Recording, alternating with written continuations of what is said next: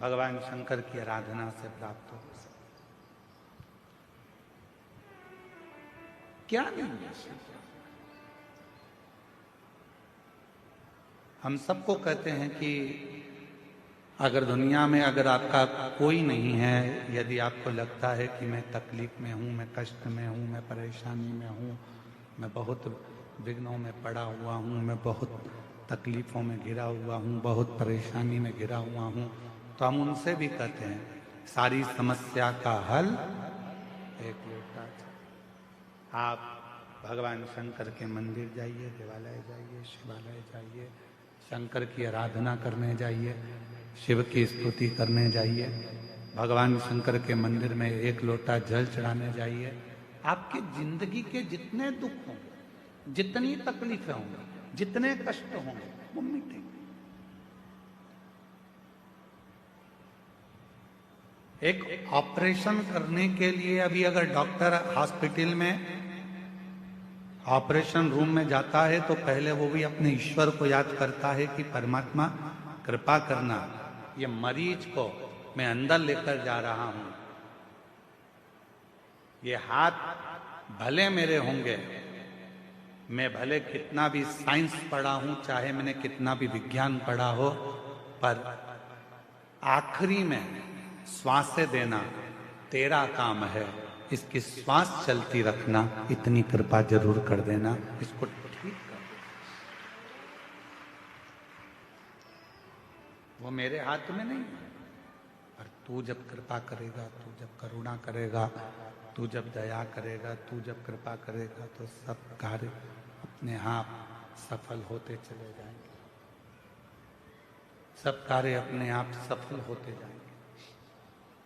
तू कृपा कर, तू दया कर, और कृपा गिर जाता है तब वो ईश्वर को याद करता है कि वो एक सत्य रूपी ईश्वर विराजमान है, एक सत्य रूपी ईश्वर है जो हमको संभाल लेगा, एक सत्य रूपी ईश्वर है जो हमें साथ देगा, सत्य रूपी ईश्वर।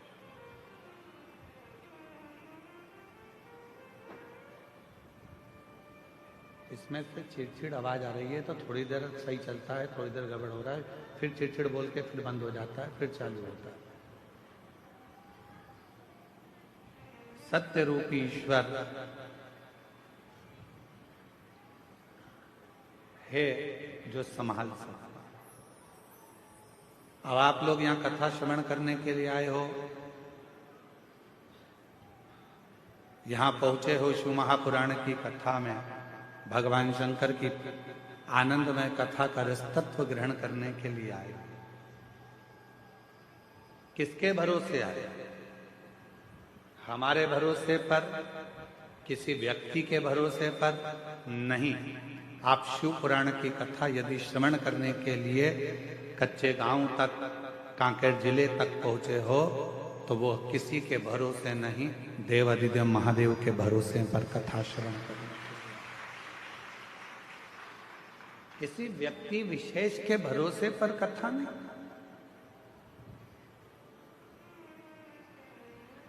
उस परमात्मा के भरोसे पर कथा का रसतत्व ग्रहण करने के लिए।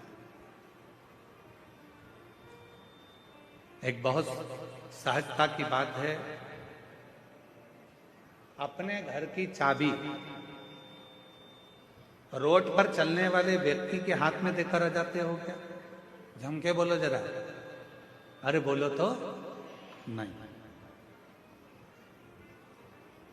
एक पड़ोसी इधर रहता है, इसको कहते हैं पड़ोसी, इसको कहते हैं अड़ोसी, और पीछे वाले को कहते हैं धड़ोसी। ठीक है, एक इधर रह रहा है, एक उधर रह रहा है, एक पीछे रह रहा है।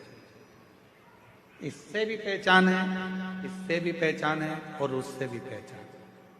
चाबी किसको देकर आते हो?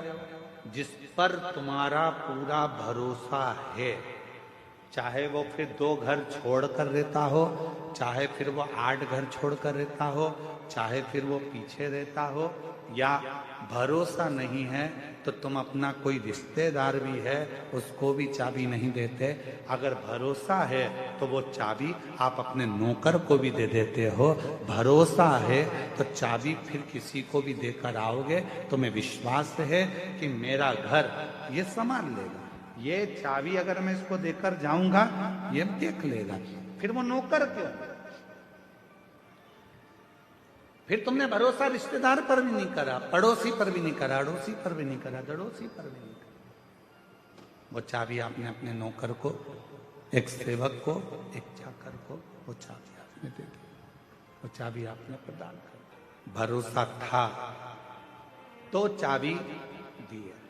शिव महापुराण की कथा भी यही कहती है, कोई भी काम करो, तुम्हारा मन पड़ जाए उस काम में आगे बढ़ जाओ, पर इतना याद रखना अपने भरोसे की चाबी परमात्मा के हाथ में, शिव जी के हाथ में देकर फिर जाना।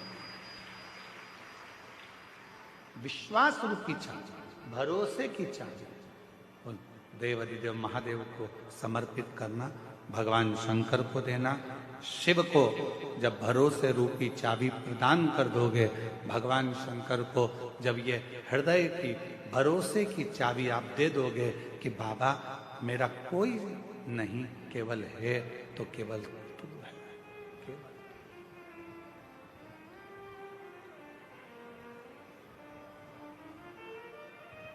जब दुनिया का कोई नहीं आएगा, कोई नहीं पहुंचेगा, तब मेरा देव अधिदेव महादेव, मेरा ओघड़दानी, मेरा शंभु, मेरा त्रिकालदर्शी, मेरा कैलाशी अविनाशी, जिस पर तुमने भरोसा किया है, जिस पर तुमने विश्वास किया है, जिस पर तुमने पूर्ण भरोसा किया है, वो शिव तुम्हारे साक्षी, वो शंकर तुम्हारी साक्षी। आया समय, एक बार ब्रह्मा जी के मन में संशय उत्पन्न हो गया। ब्रह्मा जी ने कहा ये सृष्टि की रचना मैं कर रहा हूं। भगवान विष्णु के मन में भी ये भाव आया कि ब्रह्मा जी ये सृष्टि की रचना आप नहीं कर रहे हो, ये सृष्टि की रचना करने वाला तो शिव है। ब्रह्मा जी ने कहा सृष्टि की रचना करने वाले नहीं, शंकर भगवान तो सृष्टि का संहार करने वाले।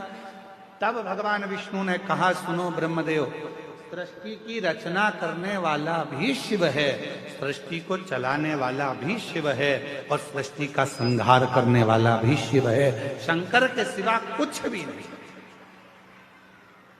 शिव के सिवा कुछ भी। रचना भी वो कर रहा, संहार भी वो कर रहा, और चला भी वही रहा, सब कुछ वही कर रहा, कोई दूसरा नहीं कर रहा। जो कर रहा है सब शिव ही कर रहा है, कोई दूसरा नहीं कर रहा। केवल कर रहे हैं तो बाबा भोलेनाथ ही। भगवान विष्णु ने ब्रह्मा जी को समझाया कि ब्रह्मा जी संशय मिटा लो, तुम्हारे भीतर का ये संशय निकाल दो कि तुम कुछ कर रहे हो। हम भी यही सोचते हैं, आप भी यही सोचते हैं। संसार का प्रत्येक मानव, संसार का प्रत्येक व्यक्ति यही सोचने में रह जाता है कि दुकान में चला रहा हूँ, घर में चला रहा हूँ, परिवार में चला रहा हूँ, मकान मैंने बनाया, दुकान मैंने बनाई, जमाया मैंने ये करा, मैं गाड़ी लाया, मैं बंगला लाया, मैंने ये करा, मैंने वो करा। यदि मैं नहीं करता तो कोई नहीं करता। यह मन का संशय है, आपके और हमारे भीतर का ये संशय है कि हम कर रहे हैं। तुम जिंदा हो तो कर रहे हो, निपट गए तो कौन कर रहा?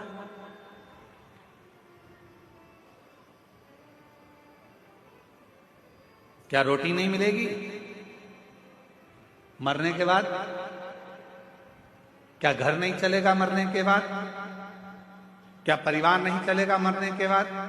शिव महापुराण की कथा कहती है यह हमारे भीतर का संशय है कि मैं कर रहा हूं। संशय को मिटाओ और अपने भीतर एक बात लेकर आओ कि हम जब जन्म लिए, हमारा जब जन्म हुआ, हम जब पैदा हुए, हमारा जब जन्म हुआ, उस समय पर हमको ये भी नहीं मालूम था कि हम कच्चे गांव में जन्म लेंगे कि रायपुर में जन्म लेंगे। जब हमारा और आपका जन्म हुआ तो आपको और हमको ये भी नहीं मालूम था कि हमारे माता पिता कौन होंगे। आप और हमको ये भी नहीं मालूम था कि धर्म पत्नी कौन होगी, पति कौन होगा, बच्चे कौन होंगे, कौन बेटा कौन बेटी, कौन नातेदार, कौन भाई, कौन बंधु, कौन सखा, कौन मिलेगा, ये किसी को नहीं मालूम था। अमीर के घर में पैदा हो गए कि गरीब के घर में पैदा हो गए, ये भी नहीं मालूम था। पर हमारा पूर्व का कोई पुण्य हमारे साथ चला और हमने कोई अच्छा किया, तो भगवान की कृपा से हमें सब कुछ जमाया प्राप्त हो गया। धन भी मिला, वैभव भी मिला, संतान भी मिली, पुत्र भी मिला, पुत्र भी मिली, रिश्ते भी मिले, नाते भी मिले, कुटुंब भी मिला, सब कुछ प्राप्त हुआ। हमने जो जो सोचा था वो सब हमको प्राप्त हो गया।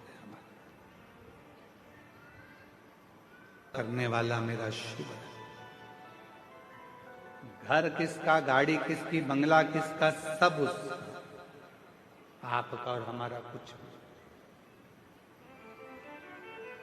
हो सकता है आप में कोई ऐसा बैठा हो जो जन्म लिया हो तो मकान को साथ लेकर आया हो सकता है।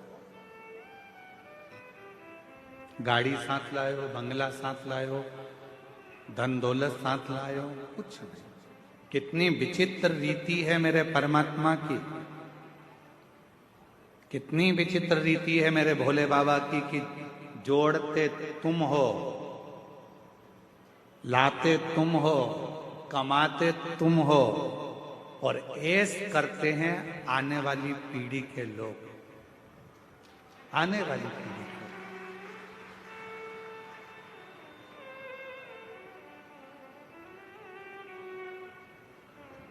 पूछो किसी से, क्यों साहब ये मकान बनाया, कितना जोरदार मकान बनाया साहब, ये कमरा किसके लिए बनाया? अरे गुरुजी वो बड़ा बेटा है ना, उसकी शादी करेंगे तो बहू बेटा इसमें रहेंगे। ओ गुरुजी ये जो कमरा है इसमें छोटे बहू बेटा रहेंगे। मकान किसने बनाया? पिताजी ने। बंगला किसने बनाया? पिताजी ने। मेहनत किसने करी? पिताजी ने।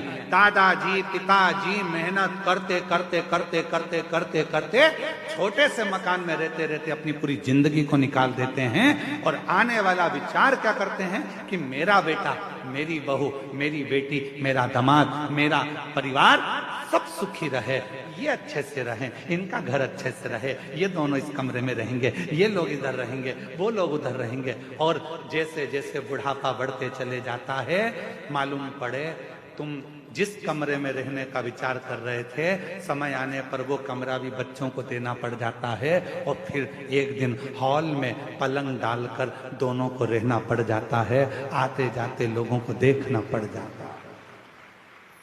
किसके लिए कमाया, किसके लिए सुख देखा?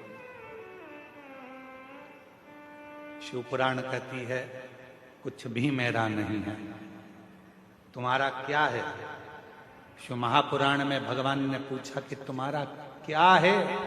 तो भगवान देवादिदेव महादेव के सम्मुख में भगवान विष्णु से जब ब्रह्मा जी ने कहा आप कहते हो कुछ भी मेरा नहीं है, सब करने वाला देवादिदेव महादेव है, तो मेरा क्या है? अब भगवान विष्णु ने कहा संसार का मनुष्य हो, चाहे देवता हो, गंधर्व हो, अप्सरा हो, चाहे पशु हो, पक्षी हो, चाहे किन्नर हो, चाहे मनुष्य हो, उसका जो समय चल रहा है, जिस समय पर आप जो कार्य कर रहे हैं वो समय तुम्हारा है। उस समय में कुछ अच्छा करने का प्रयास कर लो, फिर जिंदगी श्रेष्ठ बनना प्रारंभ हो जाए। वो समय तुम्हारा।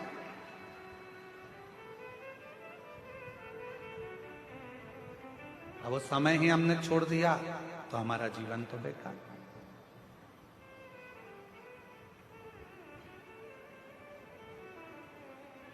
अपने समय को पकड़ो, वो समय छोड़ना नहीं।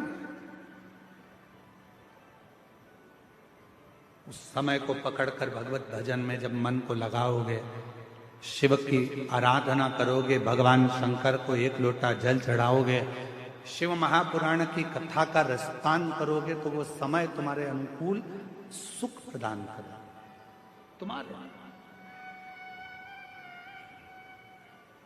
वो एक लाइन हमारे निखिलेश भैया बहुत अच्छी गुनगुनाते हैं, मेरी गाड़ी, मेरा बंगला, बताओ मेरी बेटी का संबंध कब होगा, गुरुजी आप बताओ मेरा ये काम कैसे होगा। तो हम निवेदन करेंगे जब तुम्हारे मुख से मेरा निकलना बंद हो जाएगा तब तुम्हारा काम अपने आप होना प्रारंभ हो जाएगा। जब तक तुम कह रहे हो ये मेरा बेटा है, ये मेरी बेटी है, ये घर मेरा है, परिवार मेरा है, जिस दिन तुमने सोच लिया शिव जी की कृपा से ये पुत्र है, शिव जी की कृपा से ये पुत्री है, शिव जी की कृपा से ये बंगला है, शिव जी की कृपा से ये सब काम हो रहा है, तो फिर तुम्हारा कुछ भी नहीं है।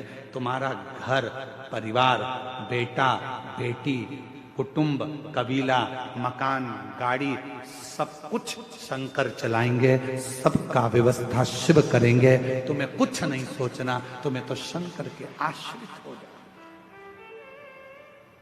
शिव के आश्रित।